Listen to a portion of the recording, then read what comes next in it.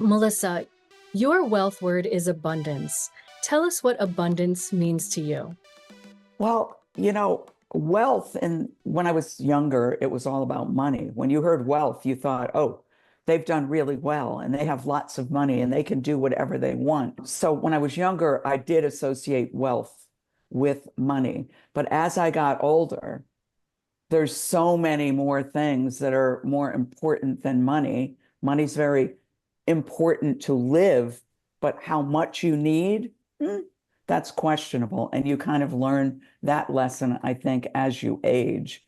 So for me, the abundance and wealth is deep love and deep happiness and doing things that are you're passionate about. That to me is wealth abundance, that we everything that we gather around us, the people that we have around us, that brings us wealth. Wealth is now internal to me as opposed to on a dollar bill or in a checkbook. I still pay attention to money because we all have to, but that abundance piece comes from all of the wealth that I get from the people that love me, the people that I love, the work that I'm doing, what that work does, and the feedback that I get for the work that I do. That is the abundance of wealth that I feel on a daily basis. Do you think that change happened when you moved out of corporate into this new venture? I do believe that it became more focused. I believe that I always had that tendency. I know myself pretty well. And that abundance was always, that wealth abundance was always a piece of the bigger puzzle for me. Again, I didn't pay attention to it the way I pay attention to everything now. And I don't know that whether that's because of my age, and I'm just so much more aware of what's around me and what's happening around me and how I feel about everything happening around me.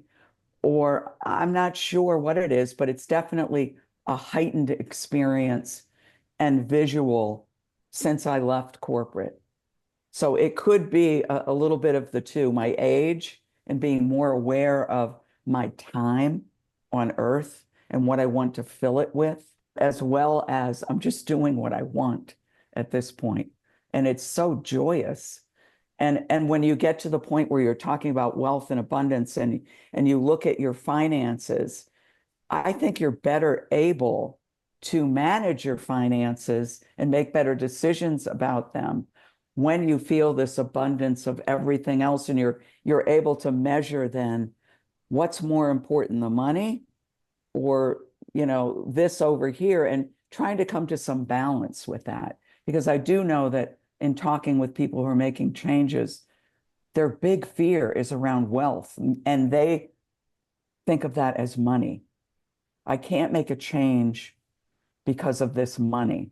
And I think that that's a wrong way to think about it. I think the way to think about it is I need this much money to live. If I have that, what else can I do? How can I parlay myself in other directions? As long as I have stability over here, do I really need to just stay at work in order to build wealth? Or should I be satisfied with my wealth and move on to find an abundance of happiness elsewhere and find that balance?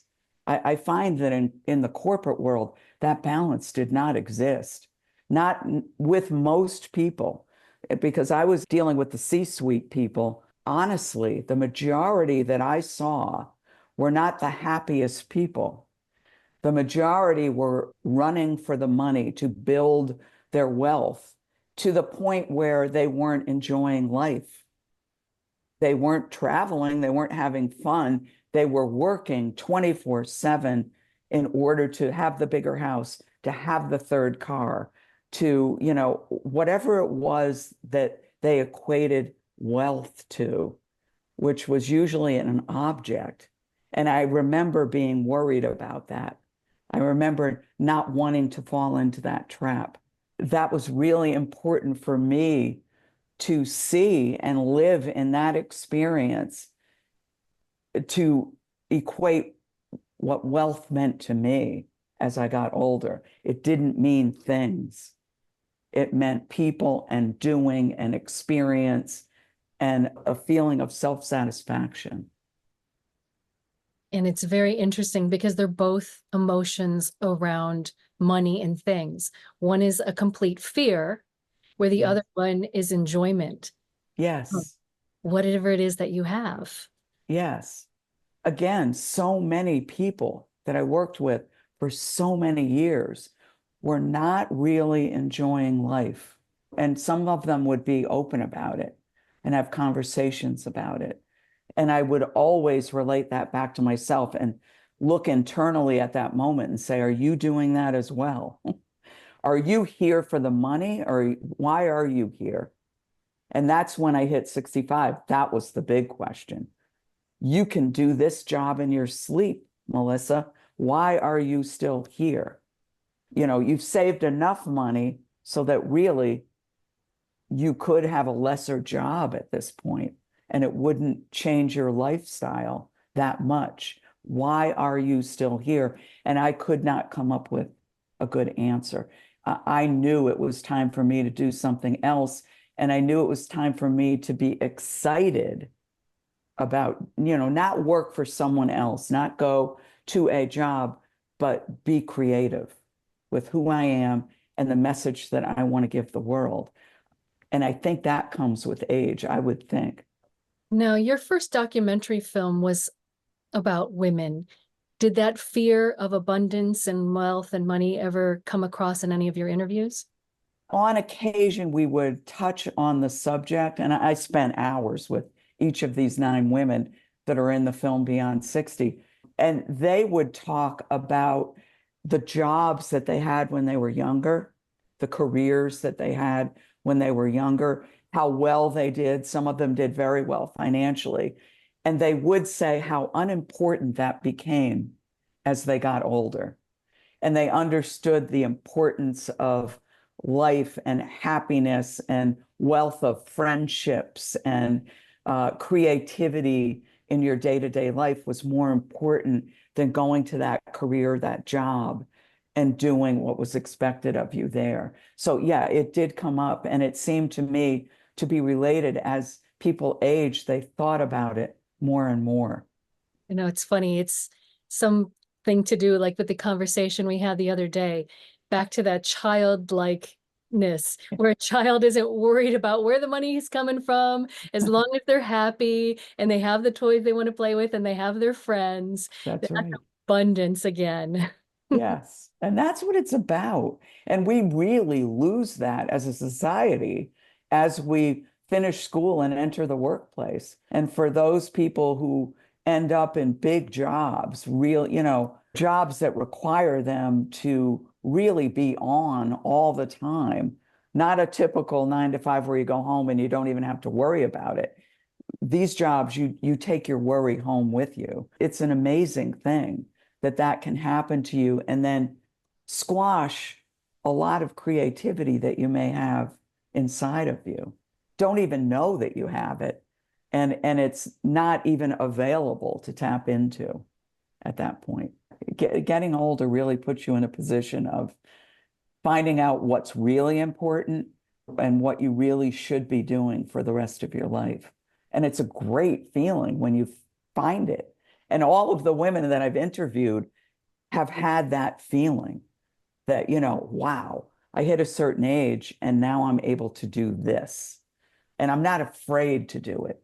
And I'm not afraid of failure.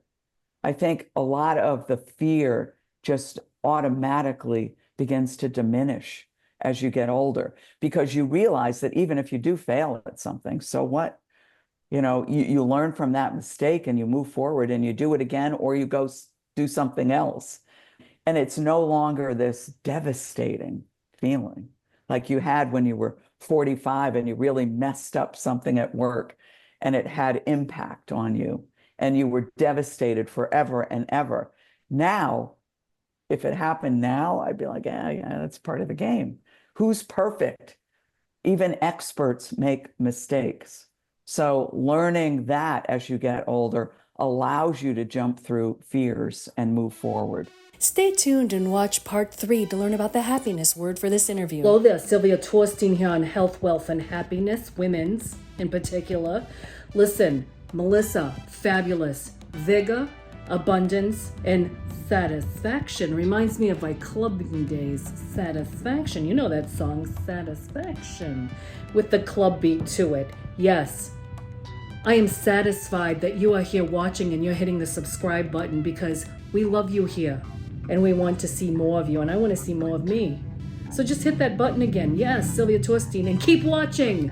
Keep watching the next part. Subscribe and click the link below to find out about bonus tracks and how to join our community.